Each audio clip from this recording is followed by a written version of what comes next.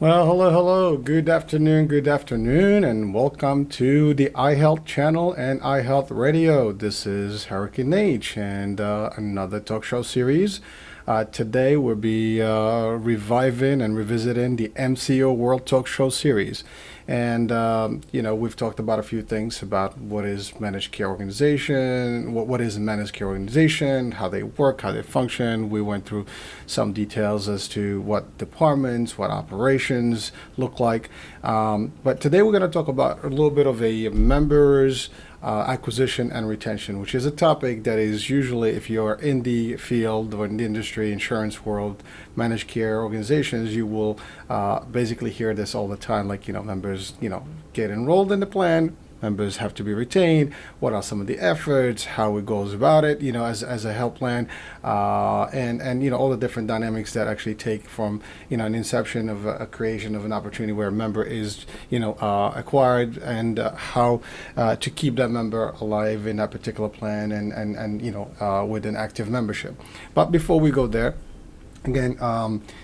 We are still in the midst of the corona virus COVID-19 challenges across all the nation and around the world.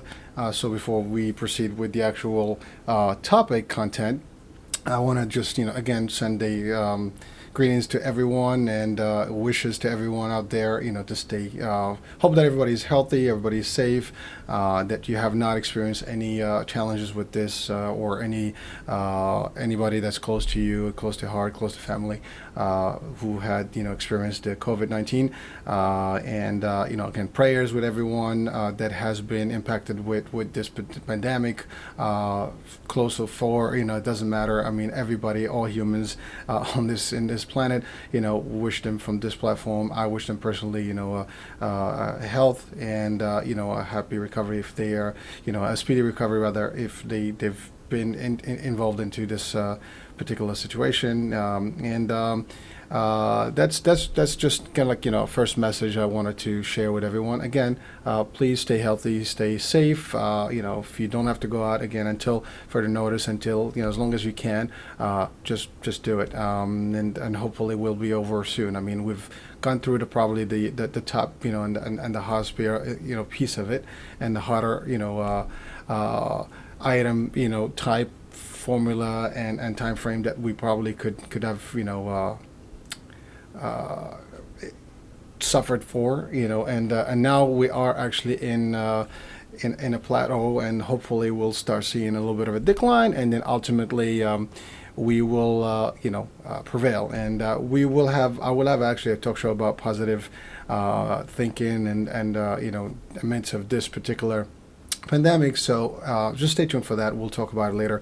But like I said, again, in short, please stay safe. Hope everybody's doing well, and keeping up, with their health, their mental state, the whole nine.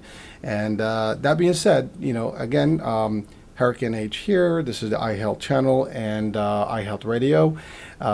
Today, again, is MCO World, and we will focus on the members aspect of a health plan or a managed care organization.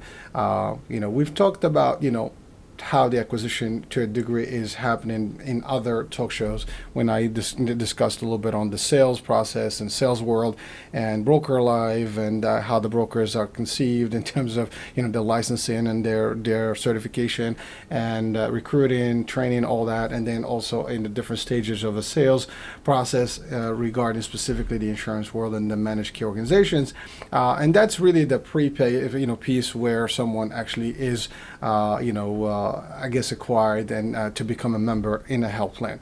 And so again, it takes a lot really from any health plan to really get a member on the plan. And when I talked about sales strategy, and we've discussed a little bit of what needs to be done from a plan design, from benefit designs to budgeting, to staffing, to strategy, marketing, all that stuff. That's all what it takes. It's a lot. A lot of money, a lot of activity, a lot of operational stuff, a lot of technology gets involved, a lot of people and companies and departments are involved in the process of acquiring a member. And again, for those members that may be, or for the public, if you're watching this, if you are joining a health plan, and you probably will have a health plan at a point of your life, if not already have through the job or personal, through a plan, to a Medicaid, Medicare, or just commercial product. And if you do, that's exactly, what you're going to hear today is really just what it takes to actually have you on board as an actual member on that particular plan. So whether it's commercial or government programs, it's almost the same. There's a lot of work that gets done from a marketing, from a benefit design, from an operation design, design up before you even become a member, and ultimately once you become a member, a lot of things happen, and we'll talk about how it all works. And then also, but the most focus today in this conversation is really, for the health plan, how to maintain a member when they're on board. And so for you as a consumer or client or a member, how we would love, from a plan's perspective, to keep you as a happy customer or happy client or happy member on that plan. And so we'll talk about some of the issues that actually affect why people join a plan or maybe leave the plan, and what can be done from a member, perspective, what can be done from an actual plan perspective to really take the time to bring these people in and actually have those members happy for the longest within the plan.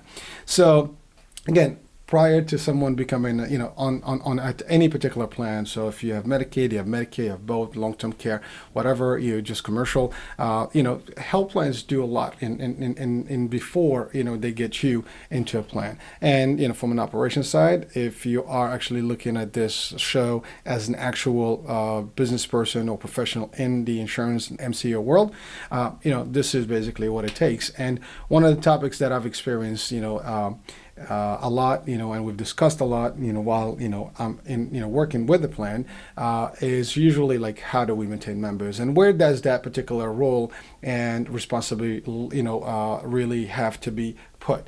Is it in retention, department? Is it in actual customer service? And what is that, and to start with, what is retention, and why does it happen, where a member actually comes to a plan and leaves the plan? So we'll discuss, some of the root causes of, members, potentially leaving the plan, and what would be some of the practices that health plans should, practice and do and deliver and execute on to maintain that a member, when they join that plan, they stay and they don't leave the plan, they stay happy. So again, the first part obviously is a prior to acquiring a member. So you have to have some sort of a reason for that member to join the plan, right? And all the plans ultimately are created, as I said in the previous talk shows, to have the folks join the plan and stay in the plan. That's just the concept, right? You don't start a plan unless you want to have membership and members, and ultimately have the processes in place to keep those mentors and actually serve them and service them. So to do that, ultimately, you have to have all your structure. So we talked about, the inception of an MCO, how it works. They got to go to the Department of Insurance, the federal government, the states, get all the licensing, all the stuff, putting all the budgets together, getting, the networks, all the little pieces. So, I would urge, for anyone watching this to catch on the MCO World Series before this one, and hopefully you'll be able to connect the dots. So I'm not going to go back in time and revamp, and rediscuss some of these things, but I just want to move from that point on. So a lot of stuff is being done. A plan is in place. Benefits are designed, and there is an actual campaign to recruit members or to have members join the plan. And so that's where the sales divisions come in, and the marketing divisions comes in with all their tools and marketing plans, campaigns, whether it's direct mail, whether it's TV, whether grassroots, community events, and so on and so forth. And of course, the agents, that actually distribution channels, format that actually are designed for these things are basically individuals that actually help someone and educate, identify, educate, and enroll ultimately members into these plans.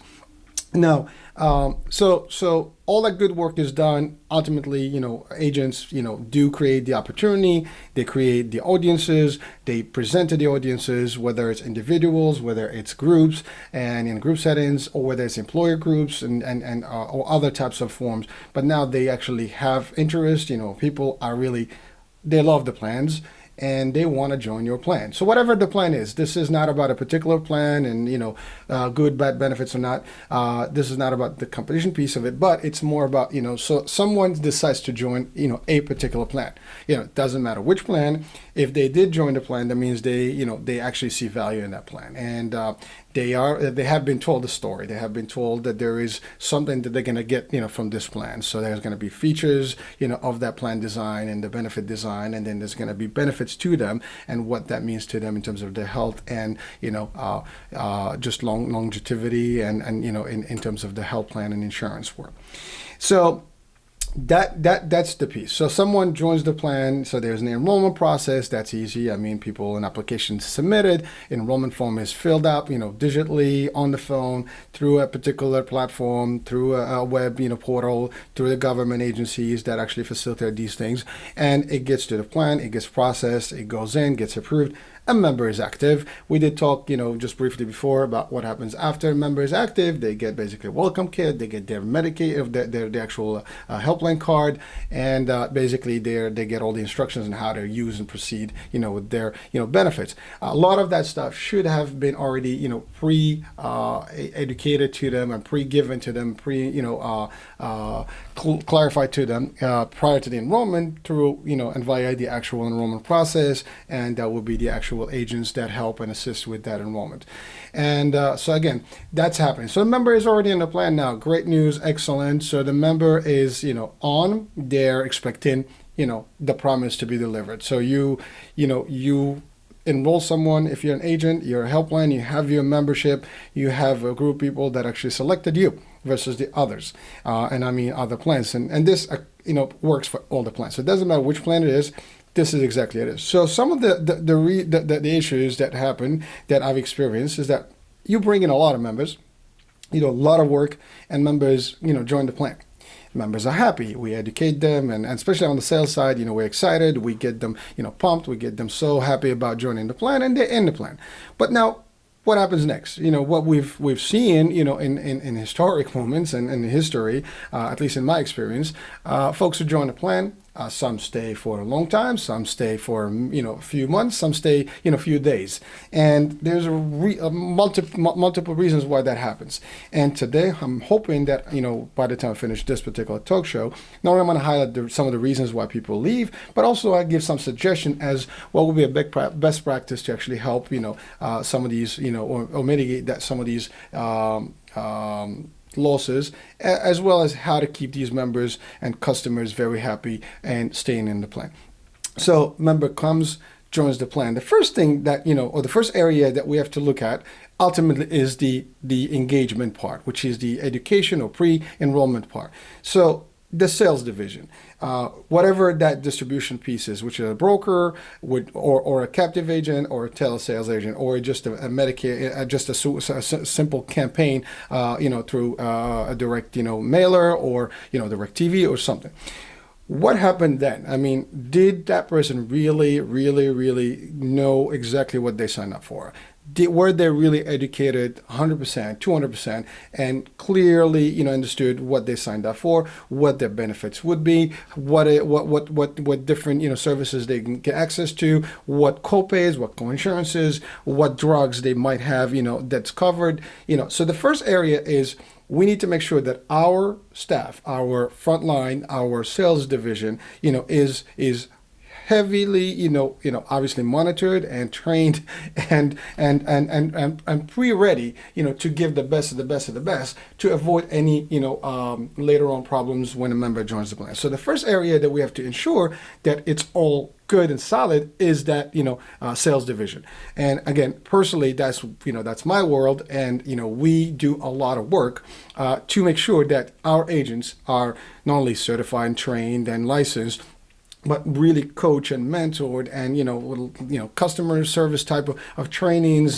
sensitivity trainings, education trainings. We give them the tools, and of course you can give everything to everybody, but that doesn't mean they actually apply. So you have to also monitor these things. So most of the agents out there, brokers in general, like I had said in the broker world, and also as I discussed in the sales talk shows, sales world talk shows, the different levels and how they have to do it, how they have to present, how they have to be compliant, and all the stuff. So the first part is really, the agent. That's the front line, right? That's the first line of defense, and the ultimate, person or persons or people that will actually generate the enrollment and the member, the interest of that member to join, or that prospect to become a member. So the first thing is we have to make sure that these folks are happy and understand what they sign up for, because again, salespeople tend to be very salesy, right? So they'll pitch and they can talk, and we know that, and we've talked about that in the previous talk shows, and sometimes they can be pretty convincing, right? And so the tools that we give them, and the tools that we have to have in the front end, the front line, is that we have all the information available. All the stuff that is pertinent to the actual member's knowledge has to be given to them at the time where they enroll. If there are people that need to be in that particular presentation, where they have to make a decision, which is a spouse, a caregiver, children, whomever that is, they all have to be there. So again, we've talked about those items when I discussed the sales world and the different steps of selling, the selling process.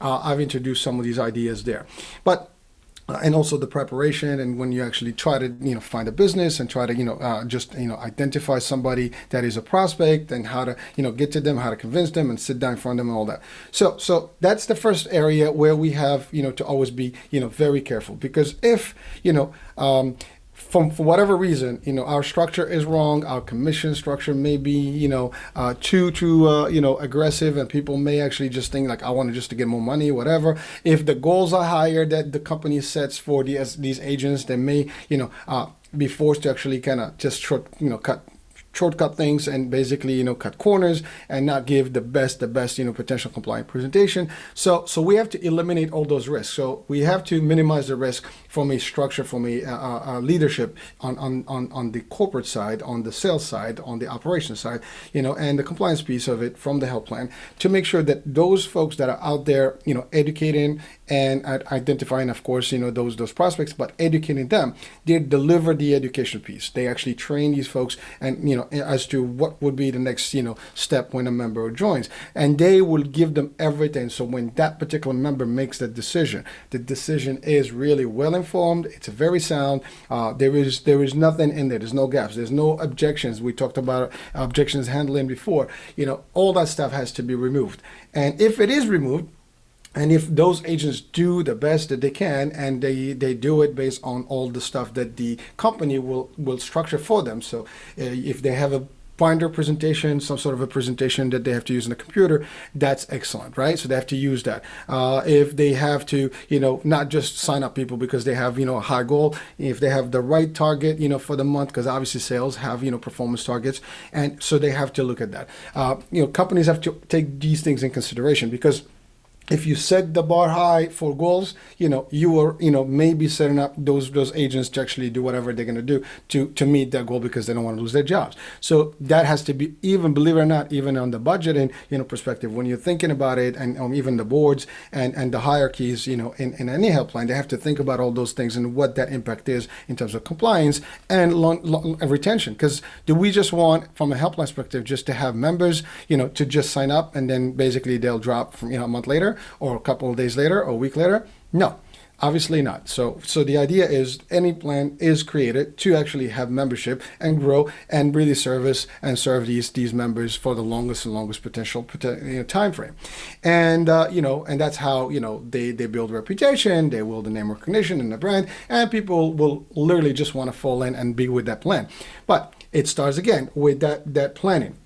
From the top, from the board to the senior leadership to the different departments, operations, and it's disseminated down to the actual frontline staff, and there has to be measures there to really check the balances there and make sure that everything is correct and these folks are doing the right thing. Now, if they do a good job, And if they do everything properly, and now we go to the next stage, a member is actually happening, to be active in the plan.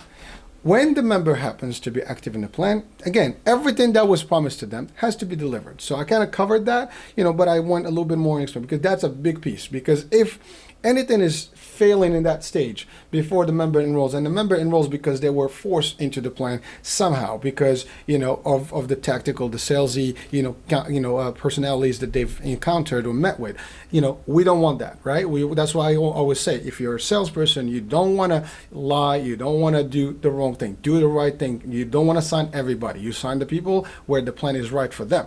You sign the people that actually kind of benefit from what you have. If you cannot benefit them, then maybe that's not your customer. You don't want to go there. So again, you have to look at their providers, you have to look at their pharmacies, you have to look at everything that they need before you actually put them in the plan. And if you did that and you followed all the rules and you went through slowly, and depending on what market you're in, if you're in the senior market, also you have to be sensitive to their hearing and their pace and slow it down. If you have to talk slow, literally like slow-mo, whatever it takes to make sure that they get that, the features and benefits, the tie downs techniques that I explained in the different, talk show.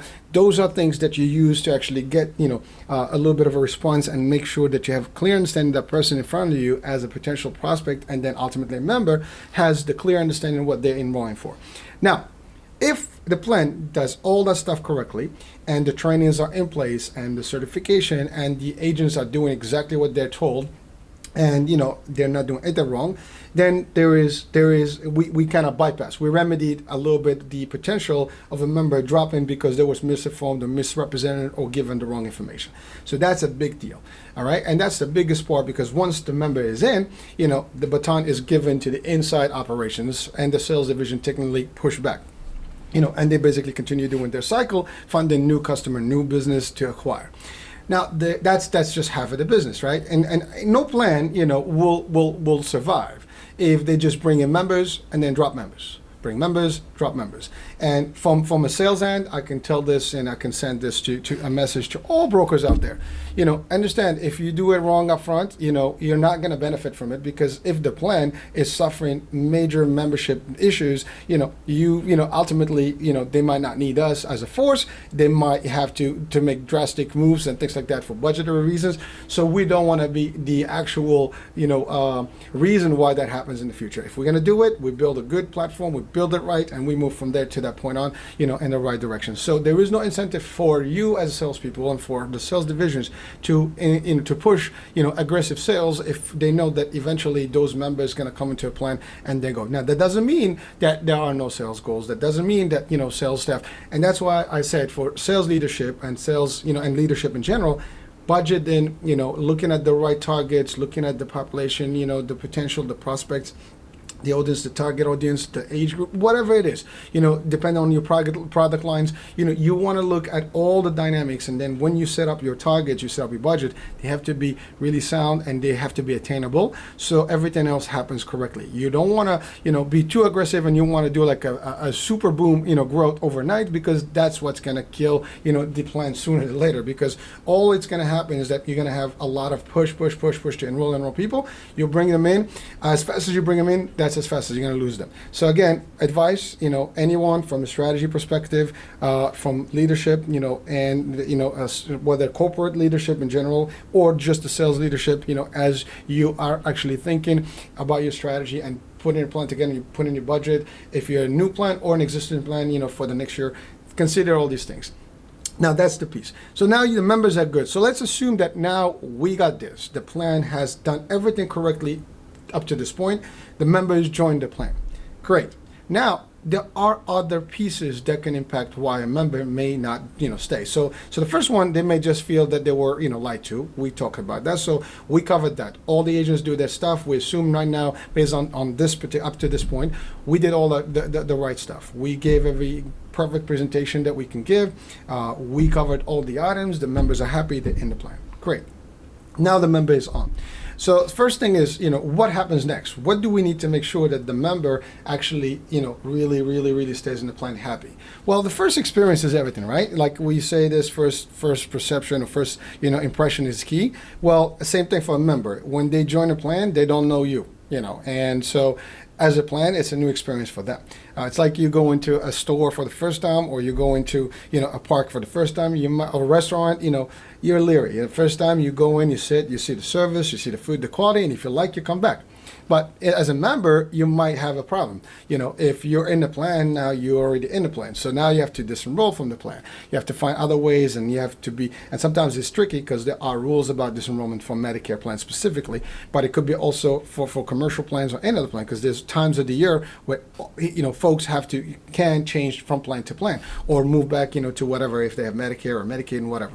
So the fact is, a member joins. They've been told the story. They've been told, given promises that they want to see those promises being delivered. Simple. Any one of us as consumers, we expect that from anybody that we encounter in our life, and any service that we actually, connect with. Whether we buy, something, whether we join a membership, a club, a gym, whatever the case may be, we expect certain, things from them in return to our, patronship. So we're with them. We join them. We'd like them to actually give us, something back. So the first thing is, we trust our agents, great, but do we have a retention unit within the plan to assist? Some of these suggestions, I would say, first of all, where's that retention? Is it a sales unit, in the office that does a follow-up type of thing? And I've actually used these techniques and these groupings in different, experiences where we had internal retention teams that actually, took basically the baton from the sales, and they were kind of an extension to the sales. And what they did, they re-educate, they revalidated the information, they recalibrated, those members, and then helped them, through their first, access, process. So the first thing that a member joins a plan is they're going to want to do a preventative, visit, for example, and check out with the doctors, the primary, physician, especially in the HMO world. They have an actual PCP, a primary care physician, that is actually the one in charge of their health. So we want to make sure that they have that experience right? So that's important. And if they don't, that may generate them, an unhappy, outcome, and they may just leave, right? So we don't want that. So again, first impression, first impact, first experience in the plan is going to happen. So we passed the pre-enrollment piece, we enrolled them. Now is the actual operational experience. Do they really, are they going to receive exactly what we promised to them or not? And the first thing they're going to look at is, okay, you promised me that I can get, my first appointment, in my network. So the first thing is they go to a doctor, and the doctor says, oh, I'm no longer participating in that plan. For example, that's just an example. That could be a bad one, right? A member joins, they don't get their cards, so how can they go and see the doctors if they don't have cards? That's a problem. They want to go by prescription, they don't have a card. That's a problem. So from an operation point, we need to make sure that the operations in the plan have every single piece, an element that is required and necessary so that members' experience get, to the best and stay the best. All right? Because anything that actually disrupts them in that first experience will be a cause for them to change their mind and maybe buyer's remorse, and they move out from the plan. And, in some of the government programs, they do have means and ways to actually move out of a plan if they're not happy.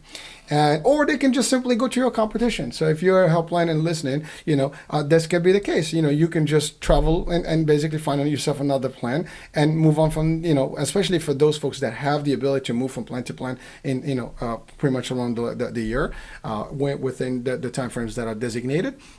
It can happen. So we don't want that, right? You did all the work, you spent a lot of money in the marketing and the training and the all the stuff that you do first to get that person on board.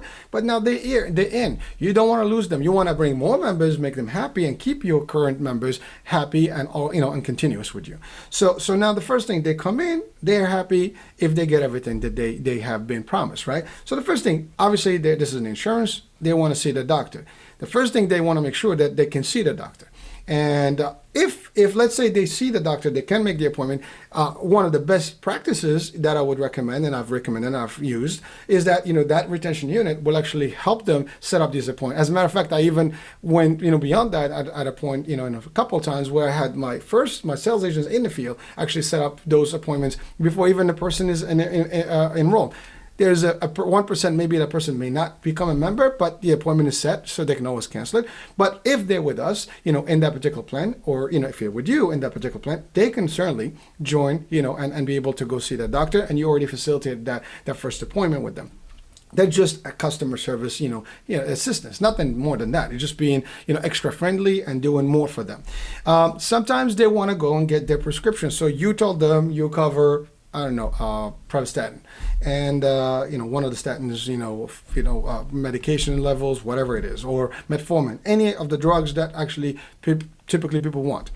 If you tell them it's covered, you show it to them on the formulary, blah, blah, blah, but then they go in, and they discover that it's not covered unless you have certain this or the other, or the pharmacies that they thought they were there is no longer there. They think that they have access to more doctors, but the network that they saw is not really what actually is available to them. So a lot of stuff can happen that actually generate, a little bit of a mistrust, and also, not a happy feeling when a member feels that they were actually lied to, or what was promised is not delivered. So again, we want to make sure that experience is the best. Now, I did talk in a different show about Disney as my favorite, reference point, and how they create that magic. Well, health plans can have their own magic too. You are actually impacting health, and your magic is, how do you take the member and give them that full, like concierge service and top experience, from the beginning to the end, and keep them happy all along and maintain them that way, right? And so again, that first, entry point at the health plan, they become with you their stuff. So the first thing is, again, we want to make sure that they know their stuff, they know how to operate. Some plans offer different benefits: gym membership, transportation, sometimes, maybe over the counter, as I mentioned before, drugs, things that they can buy over the counter, and they have some items that they can, pick up. They have certain allowances a month. But if you have these types of benefits, can they literally get those benefits the way you promised them, or at least the way it was explained to them? That's one. We have to make sure that they understand how to operate and use that. For example, if we say you have transportation, but we did not actually, on the sales, on the pre-enrollment, we never actually told them, like, when do they really have to actually, book in their transportation to their doctor. If they don't know how to do it correctly and they've missed that opportunity, well, guess what? They will have an issue, because at that point, when they're ready to expect that they're going to get a car, 9 o'clock in their driveway, or by their house, to actually take them to their doctor, they're basically going to discover that, well, oh, sorry, we can't give you an appointment today. You have to call like 72 hours, prior. I didn't know. So that's as simple as a problem that can occur, and then the experience now is bad, because to them, it's you. It's not the transportation company. It's your plan. It's your operation. It's our plan. As an MCO. If we say that we have transportation, we have to educate them on how to use that transportation, and so they can plan it in advance. And if we can even facilitate that for them, that's even awesome. That's why I said that retention team should always exist to facilitate these things, to help that member and basically hold hands, of those members through that process and get them everything they need. What's the big deal? It's like having your own, dedicated agent inside that helps you get this. So those retention folks, again, can be an extension to the sales force internally, can be also the customer service, department, or member service department. And they can have units within that are dedicated to do these things to help. A lot of these companies actually contract with helplines, have their own call centers, and they can also assist. So maybe something that can be also negotiated in the contract to provide as a service. But the key here is you want to have those things to ensure that the member gets through. If you promise some gyms, and you say, okay, you can get $50 a month to go to any gym that you want.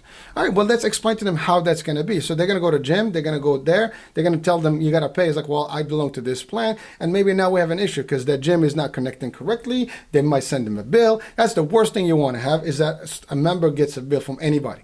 All right, because when they join you, they think that nothing is going to be paid other than what you tell them up front as copays and co-insurance, which is already in their card. So anything else becomes a problem, and it becomes, a potential grievance, and, a problem for you as a health plan, as an individual that enrolled them, as a department, and it's a nightmare for your star ratings and everything else. We don't want that. We want to make sure that these members, again, are happy. So those experiences, as small as they are, they're important. So again, guiding them through the process, maybe doing an outreach call, reaching out to them to help them out. making sure that they, if for example, that's one of the things, right? They don't get access, or at least they basically have a problem getting access to what was promised, right? So whether it's transportation, a gym membership, over the counter, the card doesn't work, the system is not connecting well, is something's not. They go to the doctor now, and the doctor says, well, we no longer take your health plan. Oops, why did you pick that plan? Any one of those can be generally, bad.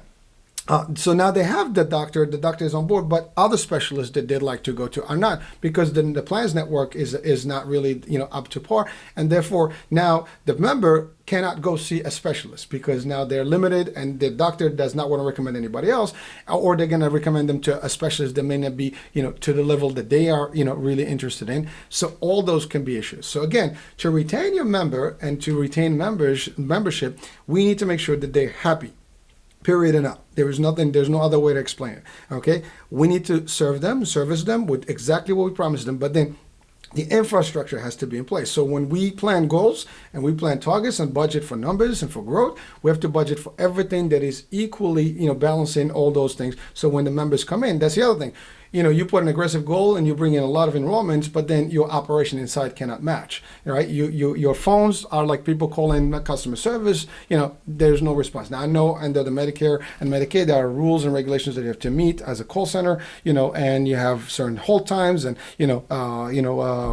abandonment rates and all that stuff that you have to manage. But if you're overwhelmed. You're actually losing the members and also actually losing your metrics when it comes to reporting to your government agency. So either way, it's a tough call. But if it's done right and all these departments are put and working together and there's a nice communication between everyone. So if a mailer goes out to members, everybody knows about it.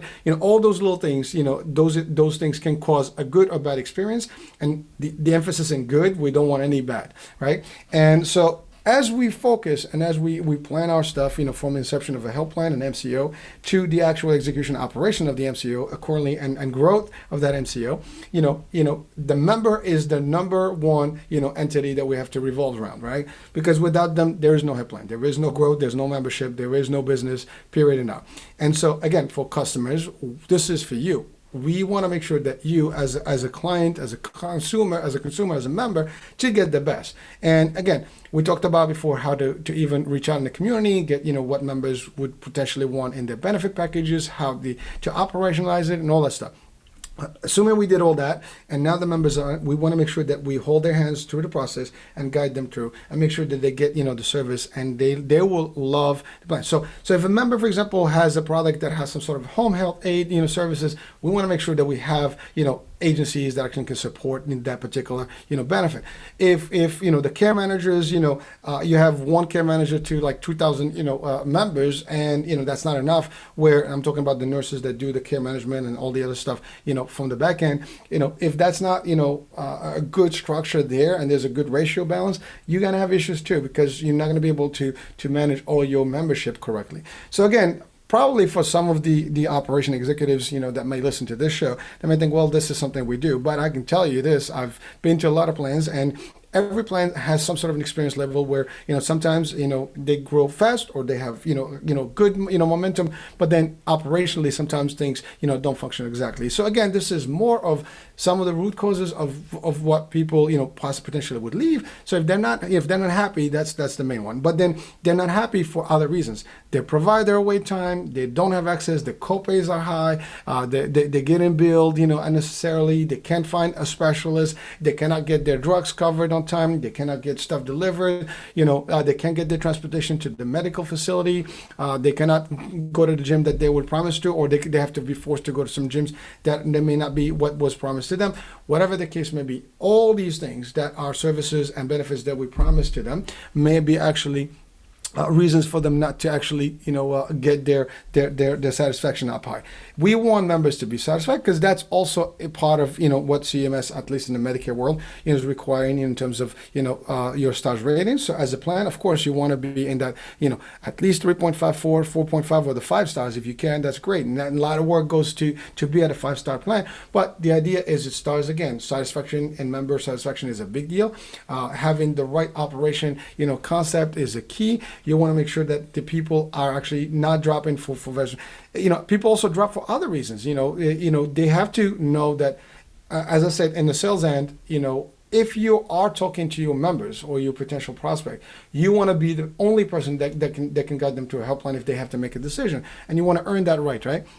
Because if you don't, they will come across somebody else from a different plan, and somebody else from another plan may be actually not doing the right thing, and they promise them the world too, and say, no, don't worry, just join this plan. We're the same, blah blah blah, and then they cause them to move from plan, and then it causes them, issues in their health and their process.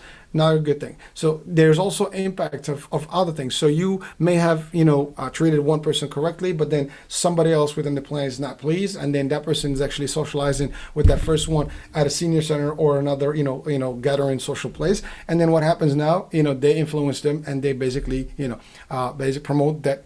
Yeah, you shouldn't be in this plan. You have to move, so they encourage them to actually move from the plan. So many factors can affect, why, but the main reasons usually are cost, obviously, the providers, and the service access. The long time to wait for a specialist can be a problem. If you have to wait 3 months before you can see some sort of a specialty, that's an issue. Sometimes you have a dental network that is not as robust, or a vision network that is not as robust. And, so you'll have a good, primary network, but you don't have a good, ancillary services and additional benefits services type networks in place. So your network also has to be solid. Your communication with your doctors, if there's anything that changes, your doctors have to be trained at all times, so they already know what's happening. You have to continuously, so your provider engagement, provider departments, and network development teams have to be engaged 100%, and more, to make sure and in line with all your activities and things like that. So there's no gap in time, because providers also, they have multiple plans that they handle, and they have forms and stuff, and they have also multiple staff, and sometimes they may not have the same people in that front desk, and they change them. So if there's no continuous training, someone in that office, any particular provider may say the wrong thing to that particular patient, and therefore the patient, or their patient, your member, is not happy, and they just basically call to disenroll, or they just basically file with the CMS or state, to just move from your plan, or move directly to another, a health plan, by just enrolling with them. So we don't want that. We want to make sure that, and again, this is continuous across the board. So whatever plan you are, this is standard for everyone. Again, these are some just the things that I've observed myself, and things that I've actually looked into. I had put out an article before about root causes of disenrollments, and what would be some of the reasons people move. I've done a lot of surveys literally over the years, and under my retention teams, where we actually looked into like what would be the main reasons. They're pretty much standard. For years and years they stay the same, right? And it's all about the operation. Again, as simple as a card not being received, and always thinking about new ways to actually communicate with your members. Now there's technology. With this pandemic that we have, obviously there's as we refer to as the new normal now, a lot of stuff that's going to happen, and I will have a different show just to talk about some of in the sales world, like some of the things that we can do to actually engage back in the community. But health plans will be looking at different aspects of ways to really make the best of the new world, and actually still engage with the folks. But again, remote, telehealth is becoming big. It was always there, but nobody really looked into it. I mean, outside of health, I mean, schools, would have school, doing school work on home was not really a big thing, right? Homeschooling was, specific, and only a few people did it. Now almost people are adjusted to it. So there are ways that we can do better, and we will probably do better in this aspect, but we have to look at technology, we have to look at resources, we have to look at ways to better our operations as health plans, and definitely put an emphasis on a retention effort that is strong, and between communication, between processes, looking at all the different things, concise things, and also don't have too many call centers and too many things, because sometimes that gets crazy. You want to have units that are really like uniform, units that are actually communicating together. Instead of having 5, maybe you consolidate them into like 1 or 2 units, things like that. The communication, within the departments and to members and to providers has to be equal. And if something goes to providers, we might want to consider how's the impact to members, and vice versa. If a doctor drops, for example, from plan, and no communication goes, and people don't know, or we force them to go to another doctor that is not. That's the other thing. If we make decisions on changing our networks, for a minute, and then ultimately, that doctor, the member is not happy, they will go. again, decisions that are made internally can impact how many members you will lose in a heartbeat. You could lose a couple thousand members in one shot because of a decision that is made. Is that decision is, I mean, first of all, we need to do the proper studies to make sure that the impact is the right one. For example, if you want to drop a product, but you have 3,000 members in that particular benefit package, and, you know, for whatever reason that decision was made, if that would have only impacted maybe a couple of members or a few hundreds of those thousands, you know, was it, you know, really a good way to think about it that way? Again, that we can debate that in a different, you know, chapter and a talk show. But the idea is there are so many things that a health plan can do to actually control the outcome of the membership and maintain the membership, because again, you can bring 1,000 members, and if you're losing 1,000 members, you're actually at still zero. You're neutral. You're not growing anywhere, and you're plateauing, and you're never going to go further up in so your objectives and your targets and your vision and your plans for the next couple of years may not, you know, meet, you know, the expectations of your board and your senior leadership. So again, it's not one individual, one department. It's a global, you know, process. Everybody is part of, you know, retention. It starts again from the front end, but it actually continues from a sales end. You know, salespeople are always trying to continue and maintain relationship with their members, and, you know, always touch base. You know, 60 days, 90 days. You know, every 6 months. You know, send, you know, birthday cards, and some of those things can be done also on the retention piece in general.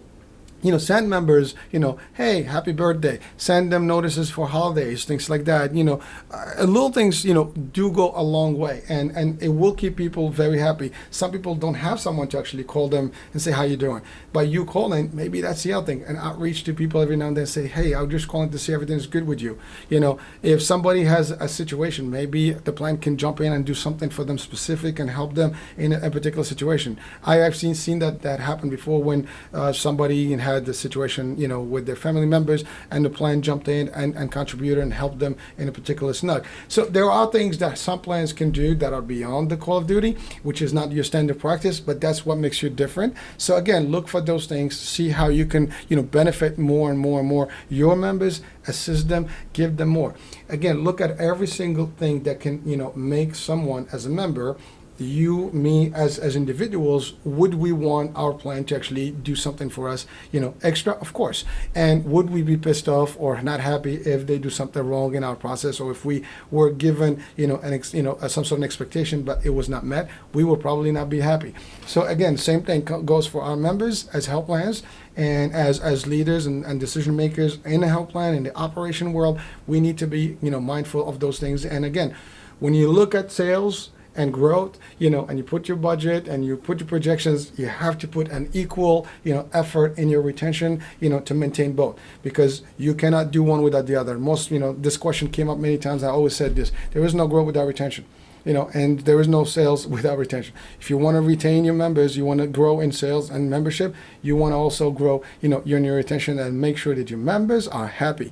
They're happy, you know, rule number one in sales: if you have a good customer, the customer is going to refer people to you. So from a retention perspective, if they're happy in the plan and everything is, you know, running smoothly. So now things can happen.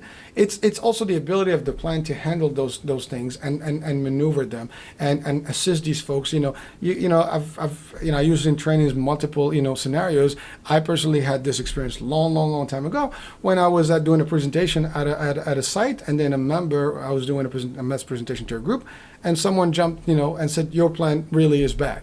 And I mean, obviously in worse words than that. And so it was a shocker, because now basically your presentation is ruined. But I isolated the case. I asked the right questions.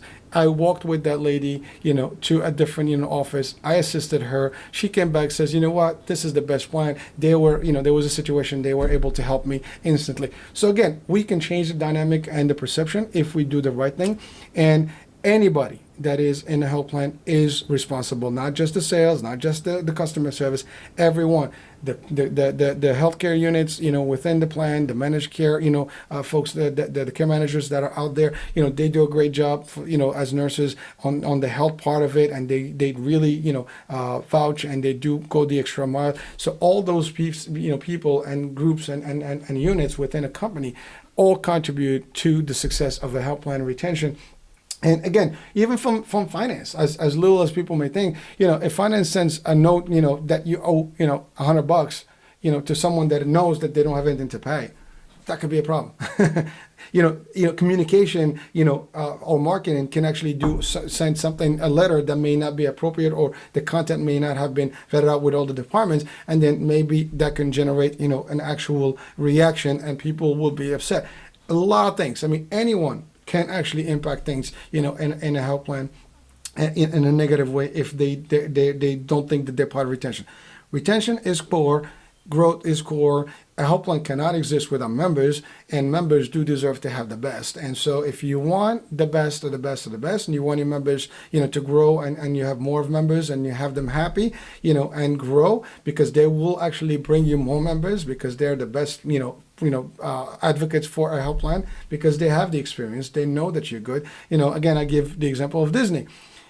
We hear it all the time on the news and the shows, like, where are you going after this? I'm going to Disney World. It became almost like a tradition, right, in some areas. But the fact is, there is a reason, because they created that environment. They created that the perception that they have a unique, form, and a unique world, and a unique experience. Any of us in the health plan world, in the MCO world, we can do exactly that, and actually give the best experience to our members and make them very pleased and happy. Also doing surveys with these members, doing, focus groups all the time.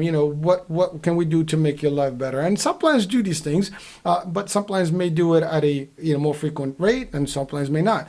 And by the way, it doesn't have to be costly, because some of these retention units can be small. It's just how you also structure them. I've had small retention units, and I've had large retention units. And, sometimes you have to go beyond, there we talk about, think out of the box. I have my own expression. There is no box. And the idea is really, there are ways you can do. You can actually outreach to people. You can, go and meet them in the community. You can do things. Now, of course, now with COVID, we might have to think about that twice, and we have to look at a different way of doing it. But, technology is available. We used to say, well, the seniors or the Medicaid, members may not have access to phone, but now, they do.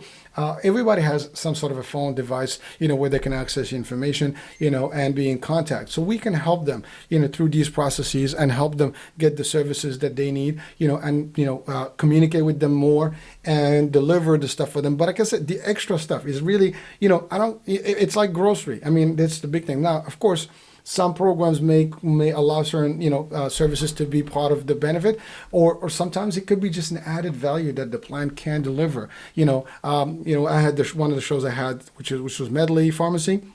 The pharmacy that delivers, with an app, health plans, maybe you use that service or other services that are similar. But the idea is, the more you can bring, the service to your members, the more you give them the access to what you promised them, the more the experience is the best, that's where they're going to go.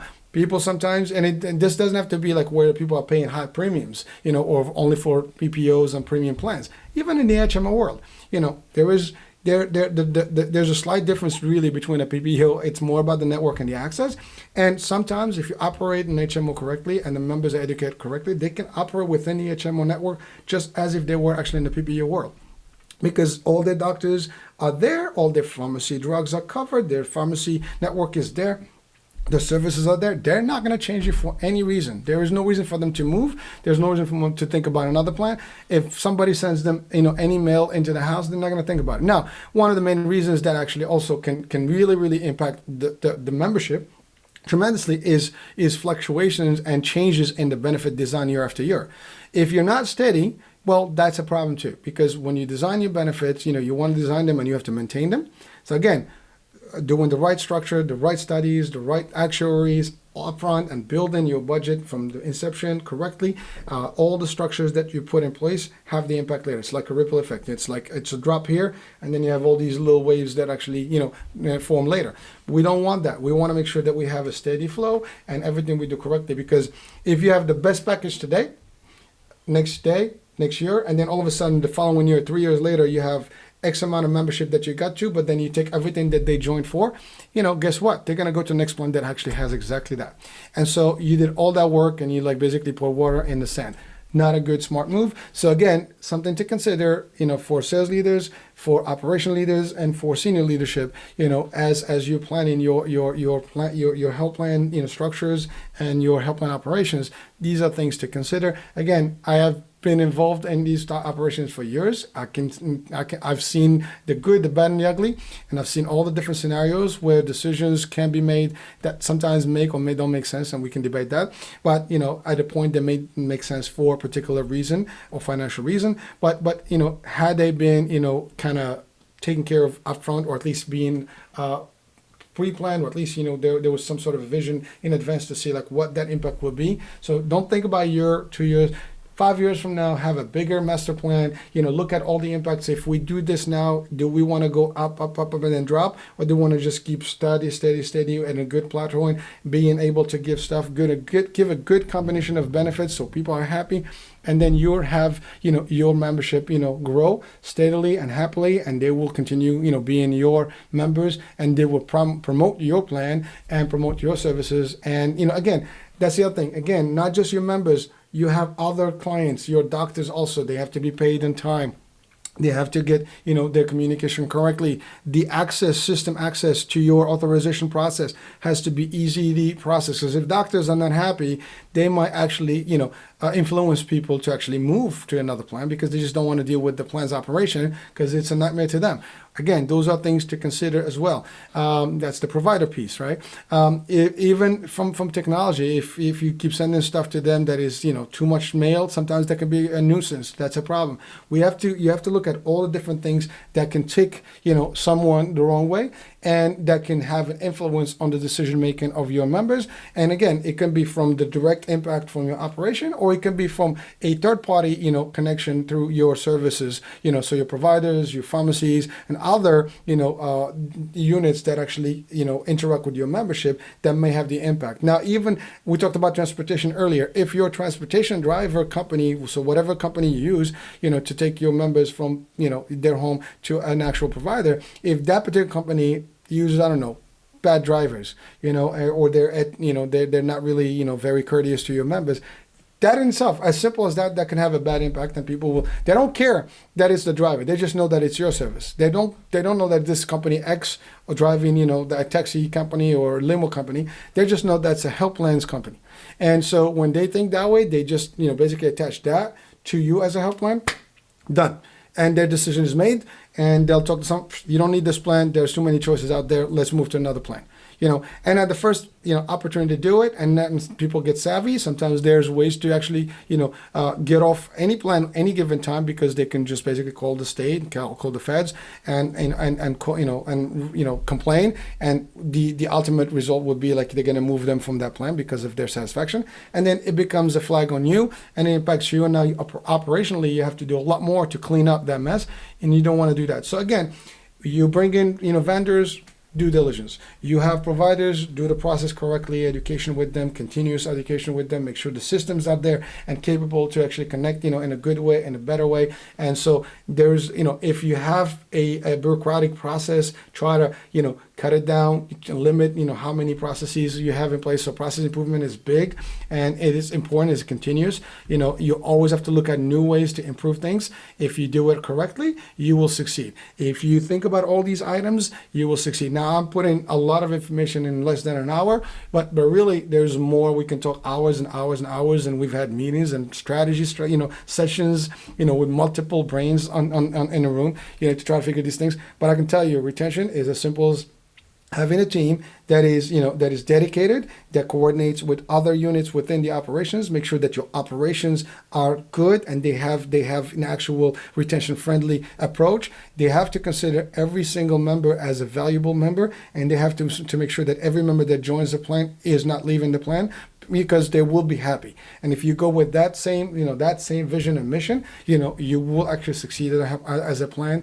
And if you are leaders, if you're presidents of a plan, you're a board of a plan, you're an executive team of the plan, that's what needs to be, on the discussion table when you're actually meeting and strategizing, whether you're actually doing an inception to your new plan or you have an existing plan that you're actually looking at how to improve that plan's enrollments and growth and how to maintain your members happy. Okay, you want to have the lowest, disenrollment rate. You don't even want to have a disenrollment rate, and let alone you want to have a rapid disenrollment, which can happen within, the first week or 2 weeks or 1 month or 2 months. Because really, if a member is happy past the first experiences, they're not going to go anywhere. So the first month, the second month, just like, in the crime and law enforcement, they said the first 48 hours. Exactly. So the first 48 hours, first week, first month, when that member interacts with your services, if they're not given what they've been promised, if they see something wrong, they will consider moving away. Unless they have no choice. But frankly, in the world of Medicare and in the commercial world, they do have options and they can move out.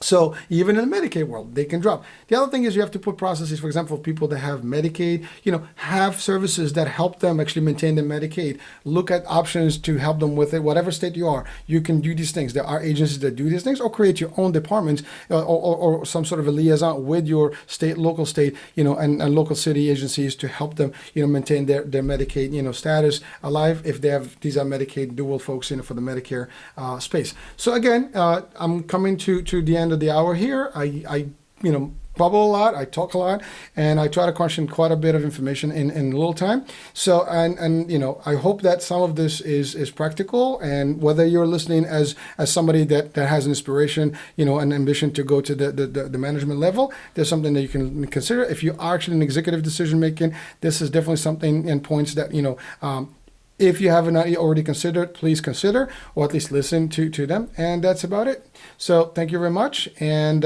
thank you for watching the iHealth channel, listening on the iHealth Radio. Hurricane H here. And we'll talk at the next talk show. We'll see you soon. Thank you very much. Bye-bye.